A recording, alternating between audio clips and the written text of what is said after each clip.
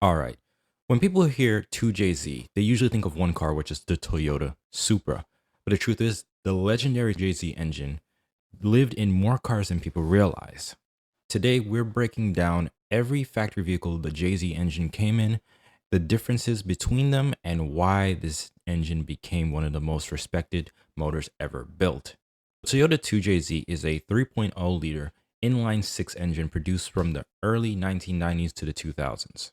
There are two main variants of this engine. There is the 2JZ GE, and then you had the 2JZ GTE. The GE was the naturally aspirated one, and the GTE is the twin turbocharged one, hence the T in GTE. Both share the same iron block, which is a huge reason why these engines can hold massive power.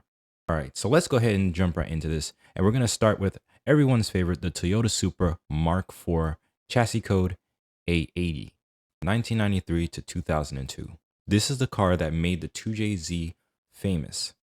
Well, besides the Fast and the Furious and the overnight parts from Japan, the Mark IV Supra came in both the GE and the GTE 2JZ motors. You would also get it in a auto or a manual.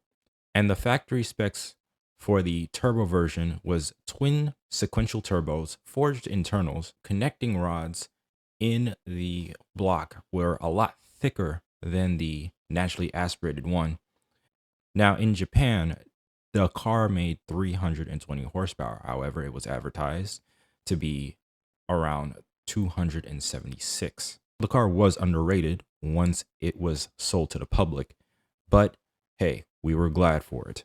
Okay, the next car we're going to talk about is the Toyota Aristo, or in the United States, the Lexus GS300. The Toyota Aristo was the right-hand drive version of the GS300 that was sold in Japan, which had both the 2JZ GE and the 2JZ GTE. Meanwhile, the Lexus GS300 only got the 2JZ GE motor. This was essentially a luxury super sedan, comfort, four doors, and serious power potential. Many people still use the Aristo engine for swaps because they're often cheaper than supermotors. Now, I will go ahead and say this, that in regards to cheaper, you would be better off buying a GS300 or a naturally aspirated 2JZ GE motor than to go ahead and buy a GTE motor. And at the end of this video, I will be explaining my reasoning for saying why. Next, we're going to be talking about the Toyota Crown. The Toyota Crown is one of Japan's most respected luxury sedans. Several Crown models came equipped with the 2JZ GE and the 1JZ GTE in performance-oriented trims. This shows how versatile the JZ engine was. It wasn't just for sports cars, but it was also for executive level luxury, and the fact that the engine was practically bulletproof. Next, the Toyota Chaser, Mark II, and Cresta. Toyota Chaser, Mark II, and Cresta were all on the JZX platforms. If you're looking into drifting, you already know these cars.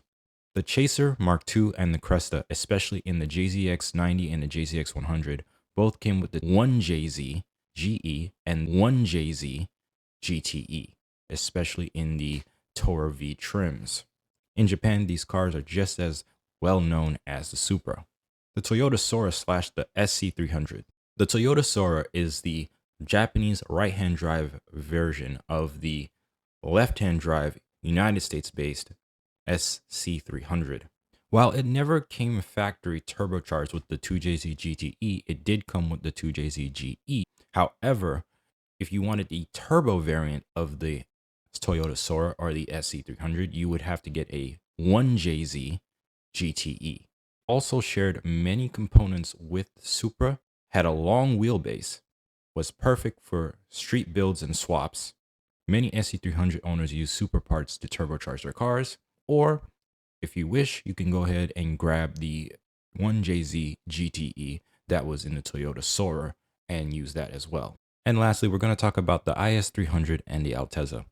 Although the Altezza never came with the 2JZ GE like its American variant, it did come with a 4-cylinder Beams engine, the 3SGE. But since we're talking about the 2JZ, we're going to go ahead and stick to the American side. The IS300, the Lexus IS300 came with a 2JZ GE naturally aspirated. We did not get the turbo variant of this engine. However, people have decided to make do with what we have and either build the existing 2JZ GE motor, or they go ahead and they start taking the engine from the Toyota Supra, the Aristo, or 1JZ swapping it from earlier models or like the Sora. So there's your options there. All right, guys. So that's the end of the video. So why did the 2JZ become legendary? Iron block, overbuilt internals, simple design, reliable at high boost, just overall a very well put together engine. When Toyota and Yamaha came together to put this engine together, they knew, like, getting Yamaha to go ahead and work on an engine for you, you know for a fact that that thing is going to be talked about long past the production time. Even to this day, Yamaha is still helping Toyota make engines. All right, guys. So I told you I would let you know my reasonings of my choice in engine in this, and I would still say it's the 2JZ GE, more from a price and cost standpoint. The prices of 2JZ GTEs are just, in my opinion, astronomical. So if you're going to just start out with one, I would say it'd be better for you to start out with a 2JZ GE engine, and then you can go ahead and work on it, and then you can get it up to the standard of a 2JZ GTE. In my opinion, after changing the bearings and changing the rods to thicker rods, you can just go get rods from a 2JZ GTE and put it in there, and then boom, because the casting of the block is the same. All you have to do is add your supporting mods so that when you go for your power goals, that you don't go ahead and shoot a rod out the side of the block. Whether you choose to go single turbo or you keep the NA or whatever have you, that is up to you. And again, please go ahead and do your own research. There are many forums where you can read about how to go ahead and make your 2JZ GE as powerful as its turbo variant. All right, guys.